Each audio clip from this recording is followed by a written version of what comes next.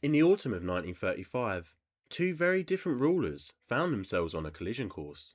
One was Benito Mussolini, who dreamed of restoring the glory of the Roman Empire and believed Italy deserved vast colonies across Africa. The other was Haile Selassie, the ruler of an ancient kingdom that had remained independent while much of the continent had fallen under European control. To many outsiders, the result seemed obvious. Italy possessed tanks, modern artillery, hundreds of aircraft, and one of the largest armies in Europe. Ethiopia was poorer, less industrialised, and geographically isolated. Most observers assumed that if war came, it would be short. What they underestimated was the determination of the man sitting on Ethiopia's throne. Selassie was not simply another African ruler facing colonial invasion. Within Ethiopia, he was emperor, but beyond its borders, his image was beginning to take on an almost mythical quality. Years later, followers of the Rastafarian movement would come to regard him as a divine figure, a living symbol of redemption and resistance. Yet in 1935, he faced a far more immediate problem. Mussolini was preparing to invade. The invasion began in October 1935, when Italian forces crossed into Ethiopia from multiple directions. Mussolini expected a quick victory that would erase the humiliation Italy had suffered at the Battle of Adwa, where Ethiopian troops had defeated an invading Italian army and shocked the world. This time, Italy intended to leave nothing to chance. Modern bombers roared overhead while columns of tanks pushed through the countryside. Ethiopian forces fought back fiercely, but they were facing an enemy with overwhelming technological advantages.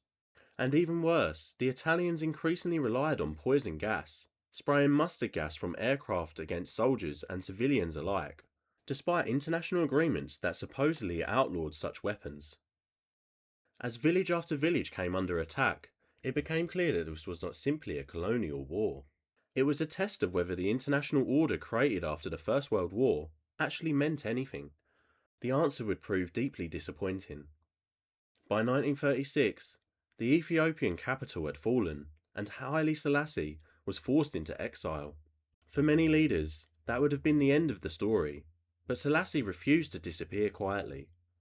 Instead, he travelled to Geneva and stood before the League of Nations. He delivered a warning that would become one of the most famous speeches of the 20th century. He argued that Ethiopia was not the real issue. The real issue was aggression. If powerful countries could invade weaker nations without serious consequences, then eventually nobody would be safe. Today it was Ethiopia. Tomorrow it would be someone else. Many delegates applauded his speech. Newspapers around the world reported it.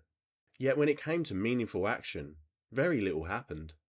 Looking back now, what makes the speech remarkable is not simply its eloquence, but its accuracy.